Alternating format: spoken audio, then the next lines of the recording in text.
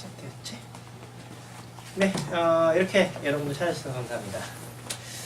저는 이제 오늘 행사를 진행을 맡은 넷셋 판타임송 관장 정우씨입니다. 잘 부탁드리겠습니다. 예, 오늘은요, 이방인의 성이라는 작품을 쓴 홍준영 작가님을 모시고 행사를 진행하도록 하겠습니다. 예, 홍 작가님 제가 처음 뵀을 때 명함을 받았을 때 참 놀란 게 있었어요. 뭐냐면 후비안이라고 써 있습니다. 후비안이 뭔지 아시는 분들은 다 아시겠지만 바로 닥터 후의 열성 팬들을 가리키죠. 명함에다가 이렇게 쓰는 사람은 정말 처음 봤어요. 저도 뭐 스타워즈 팬이고 하지만 명함에다가 스타워즈 팬이라고 안 써놓고 다니거든요. 그걸 봤을 때 이렇게 작품에 대한 사랑, 장르에 대한 사랑이 참 인정하신 분이구나 라고 생각할 수 있었던 것 같습니다. 그래서 그러한 장르와 작품에 대한 사랑을 바탕으로 해서 타임문 게시판에서 연재를 거쳐서 이 작품이 완성이 됐습니다.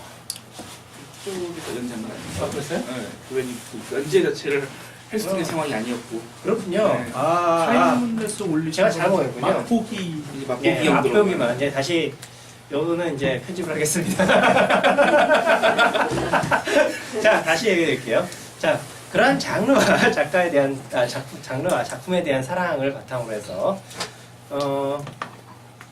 2012년인가요? 처음에 2012년부터 시작해서 5년 동안 그때부터 해가지고 열심히 하셔가지고 창작을 하셨고요. 타임용 게시판에서 이 작품의 맛배기를 거쳐서 소개를 했다고 하죠. 이 작품 보면 이제 조선 최대의 스팀펑크라고 되어 있는데 저는 이걸 딱 표지를 보면서 얘기했어요. 이거 21세기 조선 왕국을 무대로 한 조선 왕국이 21세기면 좀 이상하잖아요. 조선 왕국을 무대로 한 스팀펑크 활극이다. 실제로 읽어보니까 그런 느낌이었는데 또 한편으로는 작가분께서는 뭐 아나크로니스틱 펑크다라고 해서 뭐 얘기하기도 하셨고요. 여러 가지 독특한 장르들, 다양한 장르들을 섞어서 만든 그런 작품입니다. 그래서 오늘 홍 작가님을 모시고 여러분들과 편안하게 얘기를 하도록 하겠습니다. 우선 시작하기 전에 홍 작가님의 자기 개인의 소개를 좀 부탁드리고 싶은데요. 뭐 아까도 후비안 얘기를 하셔서 그거에 대해서 나는 진짜 자부심을 느끼고 있는 사람 중 한 명이기 때문에 매체 국내 닥터 후 퍼뜨린 사람이 저기 때문에 기본적으로 닥터 후 갤러리 나중에 만들게 하고 그다음에 클래식 시리즈 번역하고 한 사람이라서 그거 자체는 진짜 제 자부심 중 하나여서 그리고 그렇기 때문에 약간 좀 분위기 자체는 소설 자체도 약간 좀 닥터 후 비슷한 느낌이 들 수밖에 없는 게 내 기본적으로 SF의 기본 원료가 그쪽이고 그 다음에 아나크스틱 펑크라고 그랬는데 기본적으로 제 작품은 좀 약간 시대착오적인 경향성이 좀 많아요 보면은. 그래서 이 말도 안 되는 시대가 현재에서 만들어지고 있는. 그래서 나는 맨 처음에 이거에 대한 느낌을 어디서 느꼈냐면 미술계 쪽에서 사조가 하나 있어요. 아나크로스틱 퓨처라고 해가지고 그래서 시대착오적인 미래라고 해가지고 약간 현대 사회나 시대인데 그 사회와 좀 맞지 않는 건축이나 양식 같은 게 그림 속에 들어가는 거나 그런 것들이 있는데 그런 아나크로스틱 퓨처라고 하는 장르라고 하는 것을 보고 이거 머릿속에 딱 박혀버린 다음에 그 다음부터는 이게 그런 식으로 좀 바뀌어버리더라고요 보니까. 네, 뭐 일단 그런 식으로 이제 닥터 후 좋아하시고 그다음에 뭐 작품에 대해서 얘기해 주셨는데 그거 말고 저기 작가 자신에 대한 개인 소개를 좀 더 간단히 부탁드릴까요? 네. 진짜 이거 쓰기 전까지는 진짜 아무것도 아닌 사람이어가지고 근데 일단 타임넷이라고 하는 그 사이트를 한 10년 넘게 운영 중이고요. 그다음에 그리고 거기서 이제 창작 게시판을 운영하고 있거든요. 거기서 그래서 그걸 통해서 이제 그리고 저는 기본적으로 대학교를 문예창작과 쪽을 졸업했고요. 그래서 그쪽에 대해서 계속 소설을 쓰고 싶고 소설에 대한 열망을 가지고 있었는데 운 좋게 이제 세상님과 연이 닿아가지고 이게 출간할 수 있게 된 거였거든요. 네, 그렇군요. 그래서 사실은 이제 이게 데뷔작인 거죠. 그렇죠. 네네, 데뷔작인데 참 특이한 작품을 쓰셨어요. 작품을 이런 식의 작품을 쓰게 된 어떤 계기가 있으신가요? 저는 그 특이하다라고 할 때마다 사람들이 왜 특이한 거 쓰셨네요 할 때마다 아, 내가 특이한 거 썼구나 그 생각을 느끼는 거죠. 그러니까 나는 특이하다고 생각을 안 하고 쓰거든요 보통. 나는 내 머릿속에 있는 모든 진짜 지식이나 그런 걸 통해서 다 저는 소설이 건축물이라고 생각해요. 건축을 하다 보면 어느 순간 그 건축이 전체적으로 도면이 완성되고 거기에 맞춰가지고 완성된 그림이 완성되는데 난 아 괜찮은 성이네라고 생각할 때 다른 사람들이 특이한 건축물이네라고 아 내가 무슨 피사에 사탑 사는 것도 아니고 그런 식으로 생각이 느껴져가지고 전 이상하다고 내가 특별하다고 생각한 게 아니라 나는 소설이라고 생각하고 쓴 거여서 나는 그거에 대한 이상함을 못 느껴요 제가. 여기서 말하는 게 이상함이라기보다는 제 생각에는 이제 약간 개성적이다, 특별하다라는 그런 느낌으로 저는 얘기를 드린 건데요. 뭐 그런 것도 어찌됐든 이 작품을 보통 이제 작품을 쓰는 데는 않는데요. 계기가 있지 않습니까? 2012년에 물론 여기도 이제 간단하게 어떤 식의 뭐 대체 역사와 관련된 생각을 했다라고 하시는데 특히 보니까 질문들 하신 것들 중에 보니까 어디에서 영감을 얻었냐라는 질문이 있더라고요. 그래서 이 작품을 쓰면서 어떤 식으로 혹시 영감을 얻으셨는지 여쭤봐도 될까요? 맨 처음 썼을 때는 이게 대체 역설이 아니었어요 사실은. 맨 처음에 기본 골격을 짤 때 시작할 때 대체 역사가 아니었는데 대체 역사로 넘어가게 된 게 나는 현실 세상을 얘기하려고 하는 어떤 주제성을 얘기하더라도 현실 사회에 대한 매력을 못 느꼈거든요 사실은. 그 현실 사회에 대한 매력을 느껴야지 이거에 대한 얘기를 할 때도 현실 사회에 대한 뭘 얘기할 수 있을 거 아니에요. 근데 매력을 못 느끼는 시대였었잖아요. 2012년이라고 하는 시대 자체가 참 이상한 일도 많고 대통령이라는 사람은 갑자기 탄성을 쌓기 시작하고 그러니까 아 차라리 내가 개인적으로 가장 이상적으로 느끼고 있는 어떤 학문이 있다면 유교가 하나 있고 그 유교에 대한 어떤 절정을 가지고 있었던 국가라고 하면 조선시대고 제가 조선시대를 좋아해서 조선사 쪽을 파기도 했거든요. 그래서 아 그러면 시대를 배경을 조선으로 만들어보자 라는 생각이 들더라고요. 그래서 조선을 만들고 그 조선에서 이제 그 이야기를 만들다 보니까 이제 거기서부터 이제 대체 역사 쪽으로 넘어가기 시작한 건데요. 이제 왜냐면은 2012년이라고 하는 현대 사회의 기본 권력에서 조선 시대를 특화시키다 보니까 그렇게 해서 만들어졌고 그렇게 만들어지다 보니까 아 차라리 제가 그래가지고 일부러 좀 약간 19세기에서 20세기 초반부에 있던 이 영미 작가들의 그 어떤 플롯 구성이나 어떤 이제 문장 구성 같은 거를 좀 조사를 많이 했거든요. 그래서 그런 분위기를 좀 더 살려보자. 차라리 애초에 그런 분위기를 좀 살려서 아주 그냥 시대착오적으로 만들어버리자 해가지고 만들게 된 게 이방 인상이 돼버린 거예요. 결국. 뭐 실제로 내용도 보다 보면 거기에 정치 체계라든가 그런 것도 약간 우리나라의 지금 현재라든가 일반적인 뭐 민주주의 국가라는 그런 형태, 민주공화정이라는 국가, 현대민주공화정이죠. 그런 형태보다도 약간 이풍구주제하고 가까운 느낌도 들었고 또 한편으로는 조선 왕조에서 그대로 연장됐던 느낌도 많이 들더라고요. 그런 점에서도 말씀하신 내용들 그런 식으로 영감을 얻었다라고 생각할 수 있겠네요. 이렇게 해서 오늘 행사를 진행하게 되는데요. 일단 지금 첫 번째로 잠깐만 소개를 하고 그다음에 이 작품에 대해 쓰게 된 영감에 대해서 얘기를 드렸습니다. 작품 자체의 영감도 있겠지만 보통 이제 작가분들께 꼭 물어보는 것 중에 하나가 뭐냐면 언제부터 이런 식의 창작에 대해 관심을 가지셨고 그다음에 어떤 식으로 창작을 하시게 되는지에 대해서 여쭤보겠네요. 제가 글을 쓴 게 중학교 때부터 썼어요. 글을 쓴 건. 근데 이게 참 재미있는 이야기인데 내가 그때까지만 해도 글을 쓰거나 그런 거에 대해 관심이 있거나 그런 게 아니었는데 이제 어느 날 반 연극을 하려고 이제 사람들이 다 하는데 내가 그날 감기 걸려가지고 약을 먹고 잤단 말이죠. 근데 일어나 보니까 각본 해놓고 내 이름이 써져 있는 거야. 이놈들이 나를 팔아먹은 거지 말이오. 그래가지고 좀 보면서 이 세상에 믿을 놈 하나도 없구나 해가지고 그때부터 쓴 게 다행히도 대상을 받았어요. 각본상을. 다행히도 각본상만 받았어요. 애들이 연기에 아무도 노력을 안 해. 근데 이제 각본상을 받아가지고 그럼 이 글을 쓴 것도 재밌겠구나 싶어가지고 그때부터 글 쓰는 거를 공부를 해보자 해가지고 공부를 시작했는데 맨 처음에는 각본 같은 걸 공부했었는데 누님이 원래 영화 쪽에 좀 이제 그쪽에 이제 일을 하시고 계시고 그래가지고 그쪽 하고 있었는데 어느 순간 아 감독이란 사람들이랑 같이 마주치면 안 되겠구나. 우리 누님을 보면서 배우는 거예요. 그래서 내가 쓰고 싶은 걸 쓰자. 그래가지고 한 게 이제 소설이었는데 그래서 이제 문예창작학과 이제 들어가려고 공부하고 그래가지고 이제 문예창작학과 쪽에서도 좀 있는 쪽으로 들어가서 거기서 공부를 하고 졸업을 하고 뭐 그런 식으로 썼어요. 사실은 이제 그런 식으로 해가지고 이제 테크트리라고 하잖아요. 그런 식으로 해서 지금에까지 오게 된 거죠 결국은. 근데 결국은 감기약 때문에 내가 글 쓰게 된 거예요. 결국은. 참 이거는 정말 재미있네. 지금까지 작가의 만남 해보면서 이런 형태의 그런 계획은 정말 처음이었는데요. 자, 지금부터 각자 궁금하신 것들이 있으실 것 같아요. 궁금하신 거 있으시면은 한 번씩 편하게 질문하시면 좋을 것 같습니다. 질문 씨. 일단은 그냥 뭐 질문이라보다는 생각인데 소설이 특이하다고 하는 게 조금 그런 느낌을 많이 받았거든요. 뭐냐면은 약간 현대 소설 같이 생기지가 않았어요. 그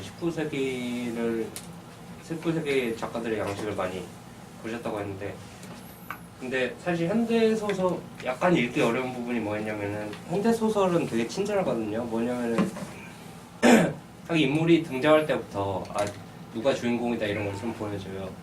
예를 들면 이제 존 그리샴의 이제 타임 투 킬 같은 걸 보면은 장면 2랑 3에서 한 번씩 인물이 등장을 하는데, 한 명은 이제 오즈윌드는 미시시피주에서 유일한 흑인 보안관이었다라고 등장을 하고, 주인공인 제이크는 일어나서 그 화장실 가서 자명종을 껐다, 그 장면으로 시작을 해요. 그러면은 차이점이 뭐냐면은 오즈윌드에 대해서는 작가가 직접 말을 해주기 때문에 그냥 분량을 줄이면서 그냥 그 인물에 대해서 간략하게 얘기해 줄 수 있어요. 근데 제이크의 경우는 이제 존 그리샴의 독자가 보면서 어떤 인물인지 판단하기를 원한 거거든요. 그런데 이게 초반부에 저는 개인적으로 조금 읽기가 어렸던 게 뭐냐면은 그 인물이나 개념에 대한 게 계속 그 말해주는 방식으로 이제 소개가 되더라고요. 뭐 교수는 잠시만요.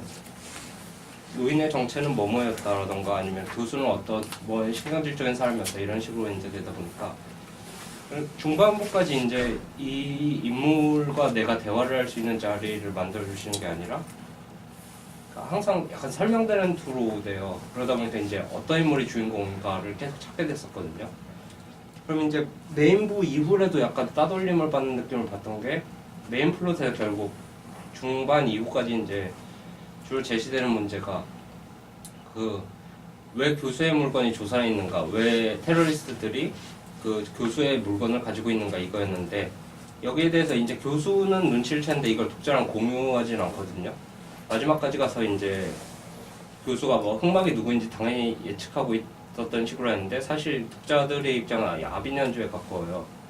딱 봤을 때 이제 뭐 이랬단 말이야 라는 건 있는데, 대신에 약간 원래 장르적인 재미라는 게 그런 걸 탐색하는 과정에서 같이 캐릭터를 따라가면서 누가 범인일까 하고 찾는 그런 재미를 말하는 건데, 그런 부분에서 약간 독자가 카타르시스에서 배제되는 느낌을 받았었거든요.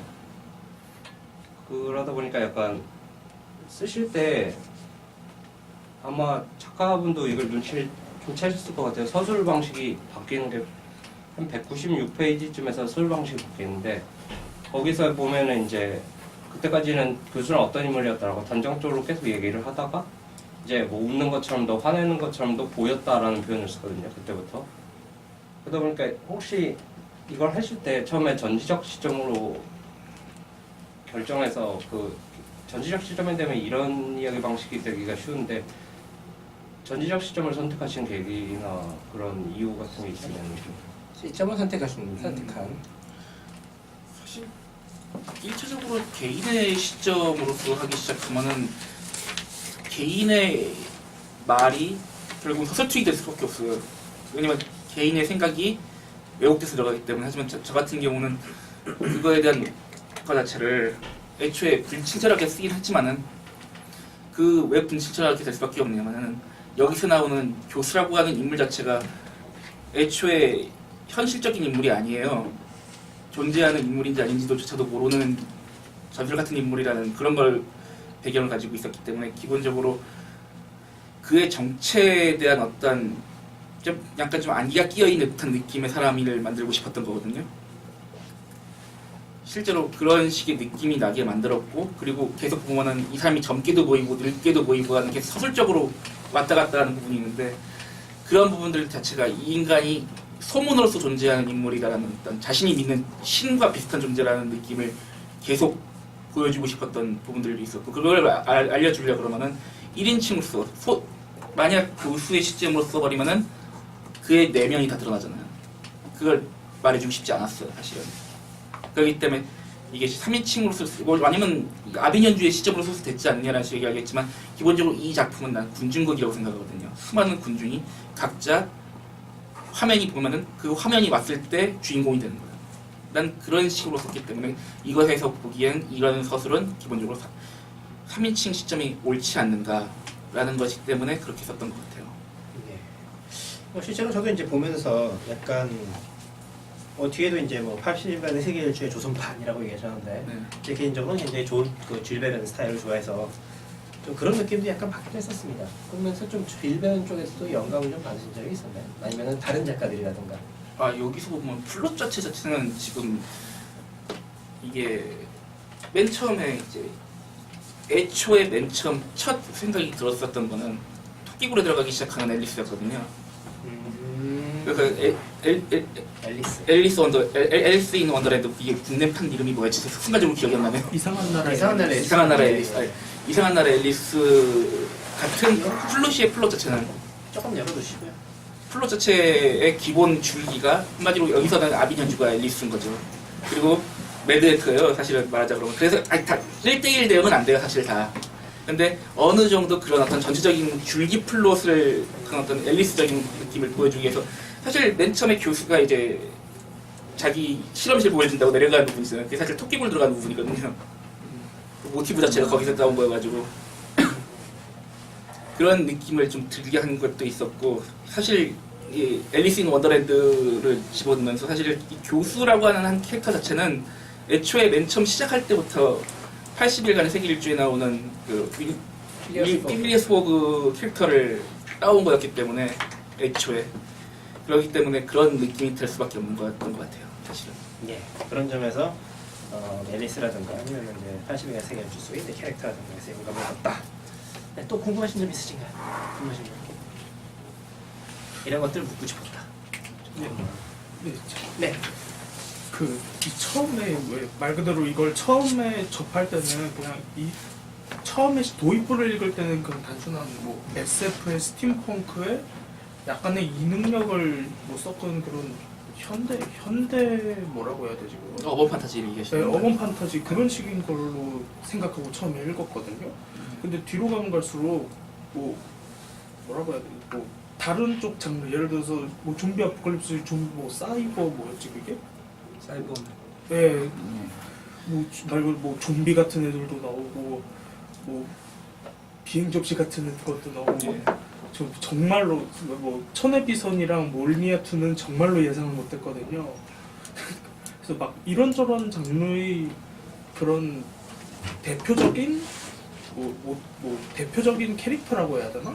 그 캐릭터를 말 그대로 처음부터 이걸 생각하고 전부 다 집어넣은 건지 아니면 쓰다 보니까 이것도 괜찮겠다 하고 점점 이렇게 추가적으로 들어간 건지가 궁금해서요.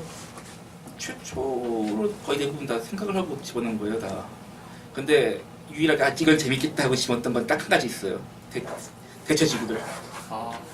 근데 대체지구들 집어넣다 보니까, 대체지구들을 넣다 보니까 이거 앨리스 더 어울리네, 괜찮다, 오케이. 그것 빼고는 거의 맨 처음에 플롯을 생각하고 짜다 보니까, 왜냐면 등장인물 자체가 원래 등장했던 등장인물로 시작돼서 처음부터 짠 거라서 애초에 이 사람들의 운명이 이미 결정돼 있었어요, 사실 5년 전에. 그러니까 쓰면서 이제 중간에 여러 가지 일이 겹치고 하다 보니까 그런 건데, 중간에 이 사람이 이런 결과로 나가기 위해서 얘가 어떻게 되었을까? 좀 바꿀까 하고 이제 좀 교체하고 그런 것들은 있어도 전체적으로는 다 생각을 못 짠 것들이어서. 내용이 안 되셨던 여러 가지 요소들을 처음부터 생각을 해가지고 네. 준비해가지고 하셨다라는 얘기죠. 예, 또 다른 분도 계실까? 예. 저기 흥미로운 과학적 설정이 많아요 작품을 보면요. 네. 이거는 다 자료 조사를 어떻게 하셨나요? 그 자료 조사 같은 경우는 애초에 제가 책을 좋아하기 때문에 책을 사버려요. 네. 그리고 사서 조사를 하고 이거 괜찮겠다 싶으면 이걸 문장화 시킬 때까지 좀 읽어봐요. 이 문장화 될 때까지 한번 읽어볼 때는 내가 그런 걸 문장화 됐으면 그런 걸 읽어보고 참고문헌 말하달라는 얘기인가요?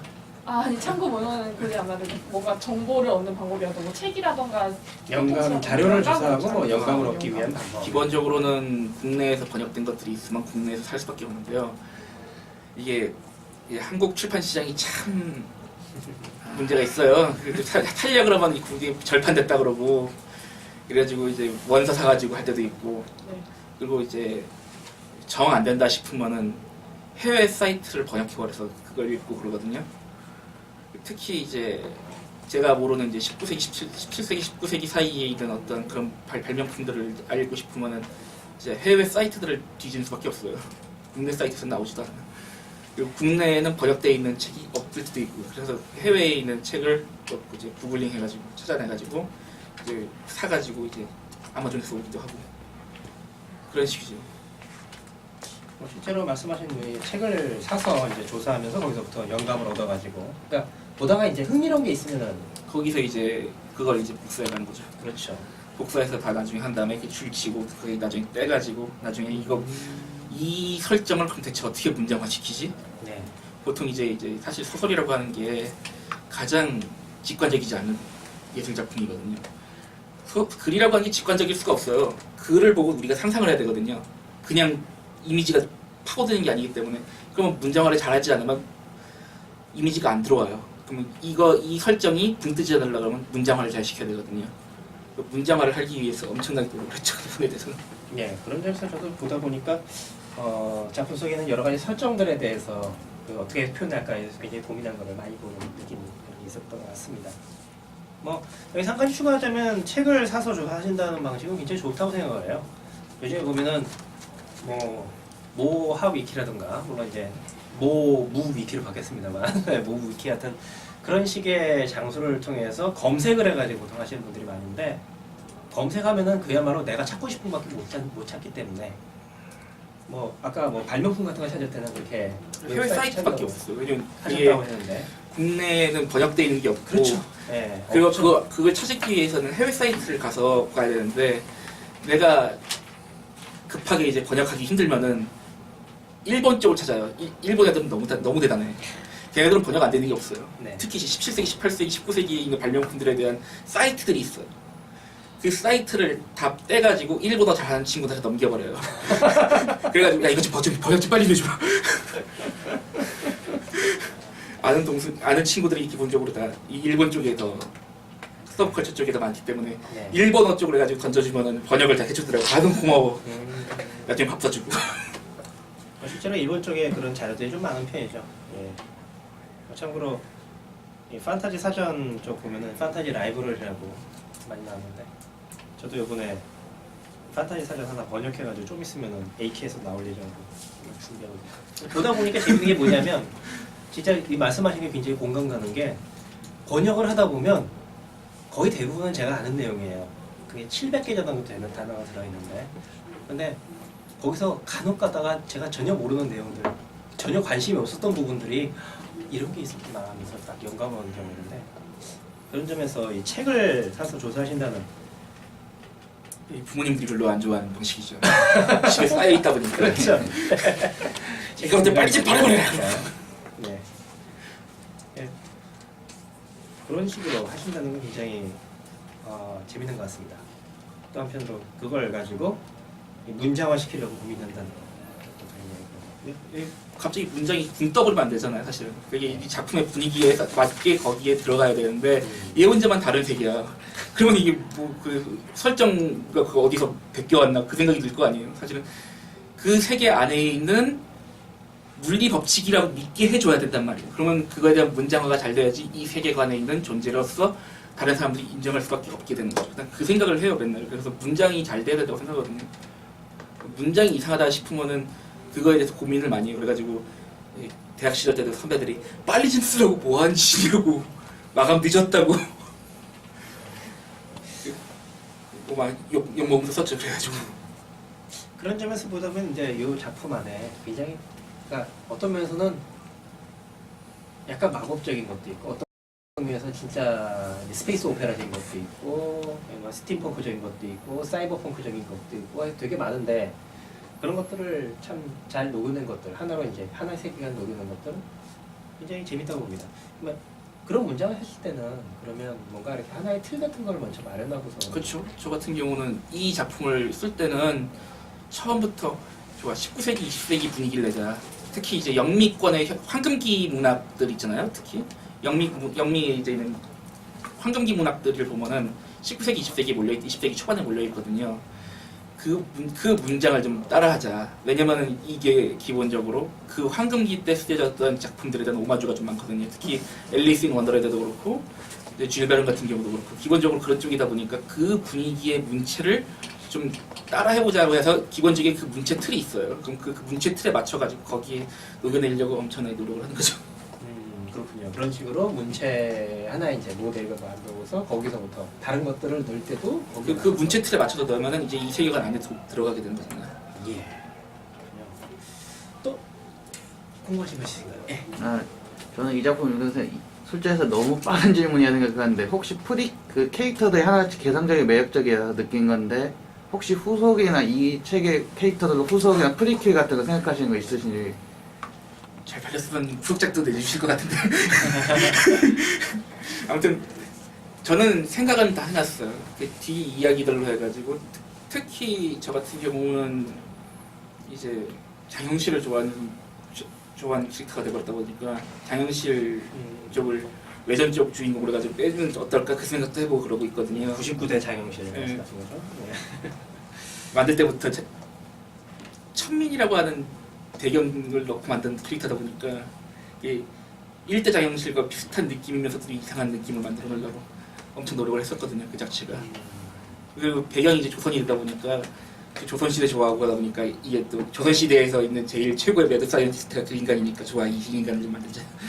머릿속에서 떠오르는 게 지금 두 가지가 있는데 그쪽하고 그 다음에 이제 정식 이제 이거에 대한 장편 후속작을 낸다고 한다면 나는 계속 이 교수를 배경으로 쓸 거예요. 사실은 교수는 인물이 아니라 세계관이거든요. 전체적인 세계관의 분위기를 만들어주는 인물이에요. 사실은. 그러다 보니까 이 인물이 등장하면서 계속 그 세계관을 넓혀가는 느낌으로. 아니 애초에 줄 베른은 그 80일간의 세계 일주에서 보면 필리스포가 주인공이 아니잖아요. 거기에 있는 이제 이 나라에 갔으면 이제 이 얘가 등장하면서 거기서 이제 거기 나오는 인물들이 사실은 진짜 주인공은 그 친구죠. 열쇠라고 하는 프랑스어 이름을 가진 그 하인 있잖아요. 갑자기 순간적으로 기억이 안 나는데 그 하인이 주인공이죠. 정확하게 얘기하면 그 세계관을 말해주는 배경이었죠. 기본적으로 그 친구가 그 필리어스 포그가 그러다 보니까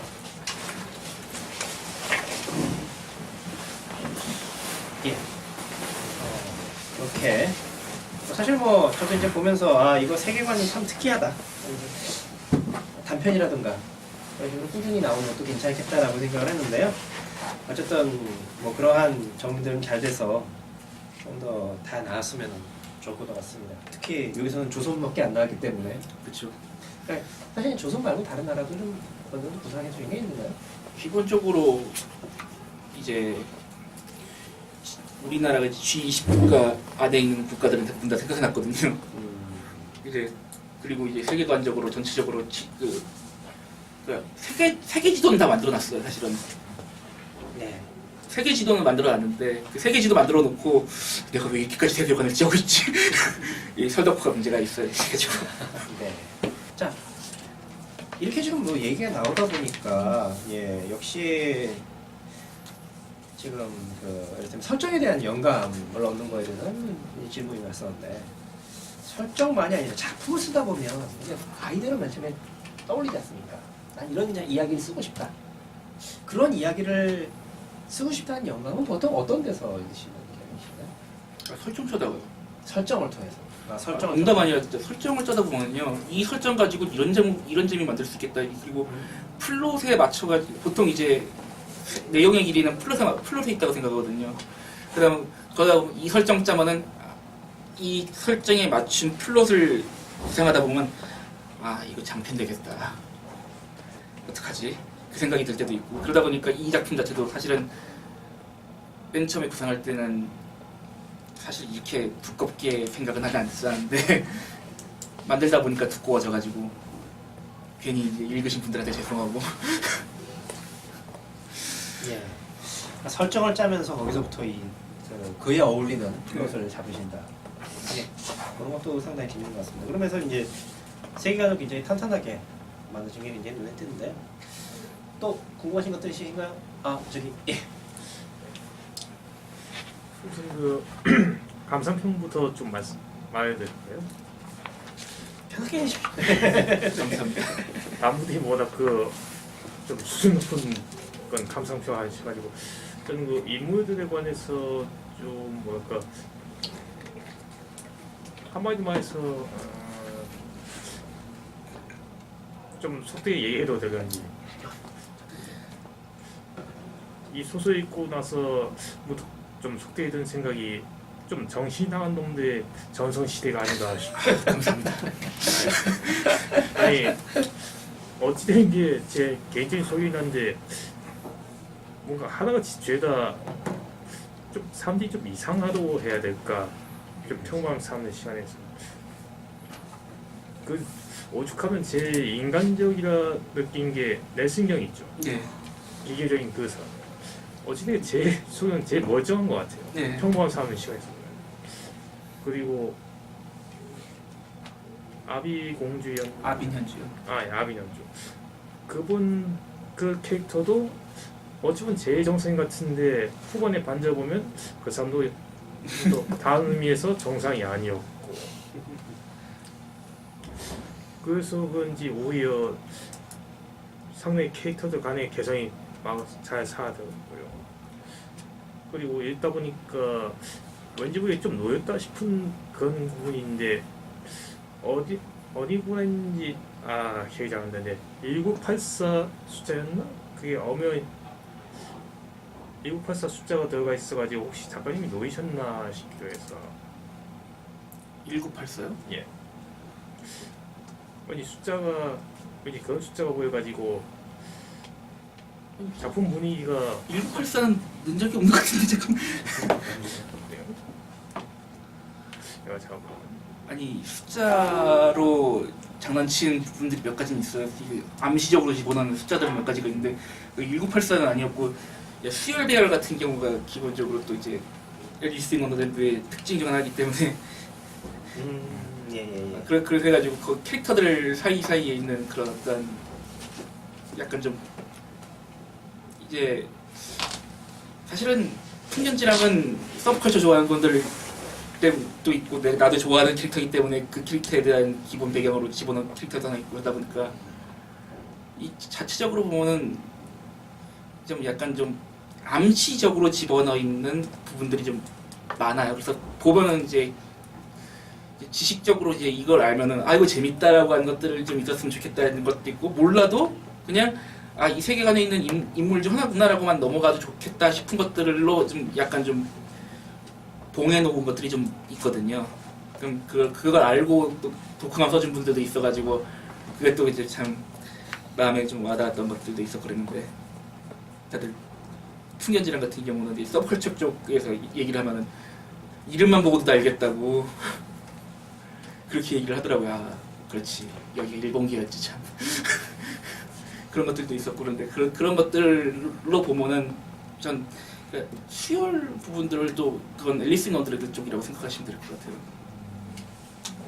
그리고 한 가지만 더 그 인물들의 그런 장명은 어떻게 하신 건지 특히 그 합선 대본 같은 경우에는 뭐랄까 합선 대본의 그런 이야기를 쭉 읽어보면서 합선 대본에 관해서 혹시 이렇게 지은 거 아닌가 싶기도 좀 궁금했어요. 네?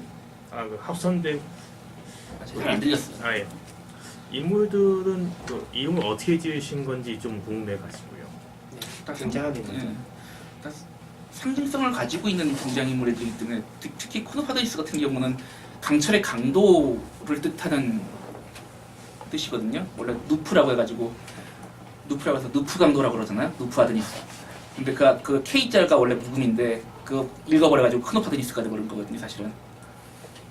그 강철의 강도, 그래서 강철, 진기 그쪽으로 해서 코노파더니스 이름 나왔고, 그리고 또 이제 필리어스 포그처럼 그런 명칭을 넣는 느낌으로 해서 넣었거든요. 그리고 합선대군 같은 경우도 마찬가지로 합선대군 같은 경우는 약간 이 사람이 불교 플러스 유교인이에요. 사실은 말하자면은. 그러니까 합선이라고 하는 것 자체가 사실은 그런 분위기 있는 합선도 있고, 그리고 이 사람이 과학자로서 전기합선, 이 사람 자체가 원래 프랑켄슈타인 같은 느낌으로 만들어진 캐릭터이기 때문에, 과학자 프랑켄슈타인이요. 그 괴물은 따로 있잖아요. 프랑켄슈타인의 개요이죠. 그러니까 여기서 보면 맞습니다. 그 합성대군의 그 누구를 좀 이게 네타다 보니까 함부로 얘기하기 좀 그래가지고. 거의 다 보셨는데. 근데 이 찍고 있잖아요. 네. 풍견지랑이 그렇죠. 풍견지랑이 합선대군의 프랑켄슈타인의 몬스터죠. 그렇죠. 예, 그래서 참 여러 가지 상징성을 누리려고 노력하신 게 느끼고 알겠습니다. 물론 뭐 많은 분들은 아시겠지만 이사하늘의 엘스 같은 경우는 사실은 수학자가 쓴 작품이기도 하고, 예, 수학적으로 굉장히 특이한 내용들이 되게 많이 들어있죠. 아까 질문하신 말씀이죠. 그 부분을 19세기 취역이 확고하시니까 이게 그 부분은 제가 생각할 때는 약간 상업적인 약점이었어요. 그러니까 뭐냐면 3인칭만큼은 아닌데 전지적 작가 시점도 19세기 이후로 좀 많이 변화가거든요. 대표적으로 보자면 이제 스티븐 킹, 미스터 메르세데스 같은 경우에도 작가가 개입하는 부분이 되게 한정적으로 개입해요. 뭔가 클라이막스나 아니면 중요한 순간 같은 때에 자기 논평을 하면서 하는데, 그러다 보니까 이제 196페이지에 그 표현이 떠 보이는 이유가 그 전까지는 쭉 그렇게 보여주다가 그렇게 되니까 좀 그런 느낌이 더했거든요. 제가 보기에 이제 작가님이 캐릭터의 장면을 뺏었다라고 생각이 드는 게 두 장면이 있었어요. 그러니까 둘 다 아비니언주에 관련된 건데, 하나는 이제 사건이 처음에 시작될 때 168페이지에서 이제 풍겐지랑과 아비니언주가 말싸움하는 장면에서, 그거는 이제 서버 플롯이 시작은 되는데 이제 완결 지점이 없었고, 그다음에 나머지 하나가 이제 이제 몸단장을 하고 아버지를 대신해서 아버지를 만날 인물을, 합선대군을 만날 인물을 미리 커트를 하잖아요. 근데 그 장면도 이제 아비년주가 직접 그 인물이랑 대화하거나 그런 장면을 보여줬으면 좀 더 두드러졌을 것 같은데, 앞에 그 하인들이 이제 갇혀 올리고 그런 장면으로 묘사로 넘어가 버리거든요. 그러고 나서 이제 교수랑 대화하는 장면이 돼버리고, 그러다 보니까 약간 아까 말했던 장르적 재미나 그런 부분에서 좀 그렇지 않았나 싶기도 하고, 이게 또 대군한테 적용되면 또 어떤 생각이 드냐면은, 플롯에서 대군이 계획이 두 가지가 있잖아요. 예. 하나는 이제 그 혁명화 장치 가동시켜서 말하자면 그 임금한테 그 어떤 반항할 수 없는 단체로 만들어서 주는 거. 그리고 두 번째가 이제 그 각설이패를 불러서 이제 충격을 주는 거였는데, 동기면에서 할 때 이제 대군이 그 두 개를 해줬다고 했을 때 플랜 B가 플랜 A를 저해할 요소로 보이거든요. 실제로 이제 일요일회가 사건에 눈치채고 그런 것도 그 각설이패가 그 무인궁에서 날뛰고 그래서 이제 눈치챈 거고 하다 보니까 대군의 행동을 봤을 때 약간 앞부분에 이제 암시를 하는 부분이 두 개가 있긴 있어요. 근데 이제 서로 맞지 않는 동기를 가지고 이제 일을 진행한 것 같은데, 약간 이 인물에 대해서 잘 제가 이걸 못 읽은 건지 어떤 건지 확신을 못 하겠거든요. 제가 잘 못 썼기 때문에 그렇게 쓰겠죠. 근데 이 부분에서 합선대군은 정말 이중적인 인물이에요. 이 사람은 아버지가 그 평정대왕이라고 하시는 분께서는 한마디로 이 사람이 남녀차별 없애고, 그 다음에 그 계급주의 없애버리고, 이제 보통 이 사람이 임금이 아니었으면 빨갱이라고 불렸을 것이라고 할 정도로 이 사람은 자신의 그 이념이 확고한 사람이거든요. 자기 아버지를 존경해요. 그리고 아버지에 그 맞춰가지고 그걸 해주고 싶은 거야. 근데 본인은 왕이라고 생각할 수가 없는 거야. 왜냐면 자기는 몸이 불편한 장애인이기 때문에 왕이 될 수가 없다고. 사실은 그 사람이 장자예요. 장자 상속제로 얘기하자면 그 사람이 왕이 됐어야 되는 사람이에요. 그런데 본인이 왕이 안 됐어요. 왜냐? 자신은 완벽한 왕이 아니기 때문에. 그렇기 때문에 동생한테 넘긴 거고. 그리고 그 사람은 자신은 야, 이 사람 보면 진짜 보면 이게 최순실이잖아. 사실은 말하자면 긍정적인 의미로서의 최순실인 거지. 최순실이에요, 사실 인간. 이게 지금 그런데 이 사람은 본인은 계속 임금이 이 나라의 지존이지 내가 무슨 지존이냐 그러고 있잖아. 이런 부분에서 이런 이중성을 가지고 있는 사람이었기 때문에 그거에 대해서 두 가지의 충격을 주려고 했던 이유도 어쩌면 그 두 개에 대한 머릿속에서의 말이 잘 안 나요. 그 모순점이 있었던 것 같아. 사실은 그 둘의 모순점을 계속 가지고 태어난 사람이기 때문에 본인이 그냥 임금하고 싶었으면 임금해도 돼요. 이 사람은 그 정도의 정치력이 됐고, 근데 그러지 않았고 이 동생을 임금으로 만들었고, 그래서 동생을 그렇게 통해서 만들기 위해서 그리고 동생한테 완벽한 왕국을 주고 싶었고 이런 사람이에요. 그러니까 이게 좀 모순점을 가지고 있는 존재로서의 두 계획이, 그리고 이 사람은 자신의 계획이 완벽하게 성공할 거라고 믿는 사람이고. 그러니까 보면은 참 열등감과 자기가 천재라는 생각을 동시에 가지고 있는 그런 느낌이 그렇죠. 굉장히 많이 드러나고 있죠. 네, 그런 것도 상당히 눈에 띄는 것 같습니다. 예, 괜찮습니다. 앞에서 암시한 장면을 그래서 두 개 써주시긴 했어요. 하나는 이제 그 철수와 먹노이를 예로 들어서 걔의 역할이나 이런 걸 말하는 장면이 있고, 또 하나가 이제 또 하나가 어떤 거였더라. 지금 당장 못 찾겠는데 두 장면을 넣어주셨거든요. 근데 이것도 약간 결국에는 저는 상업적인 얘기로 해결하는 것 같았는데, 그 다음에 이제 합선대본이 흑막으로 등장을 할 때 이 장면이 이제 그 아버지에 대한 얘기가 나오면서 이것도 결국은 말해줘 버리시거든요. 그러다 보니까 이 부분에서 이제 딱 이제 끝나는 이야기가 시작돼야 될 지점에 그게 등장하다 보니까 결국에는 교수가 이제 독자 버리고 이야기를 진행하고 이제 이러다 보니까 약간 실려다니는 느낌이 있어요. 그럼 그 부분은 혹시 후속작을 쓰더라도 계속 그런 이기조를 유지하실 건지 아니면 작품 자체를 그런 식으로 끌려다니게 만들 거냐, 아니면 그런 식인 거예요? 작품이 쓸려다니는 게 아니라 독자가 쓸려다녀요. 그러니까 그 전지적 작가 시점에서 아까 미스터 메르세데스를 언급할 이유가 뭐냐면은 사실은 제일 많이 분화되고 있는 시점은 3인칭인데 전지적 작가 시점에서도 이제 약간씩 변화가 있었거든요. 그때 19세기에서는 작가가 강력한 메시지를 가지는 게 의무이자 권리였어요.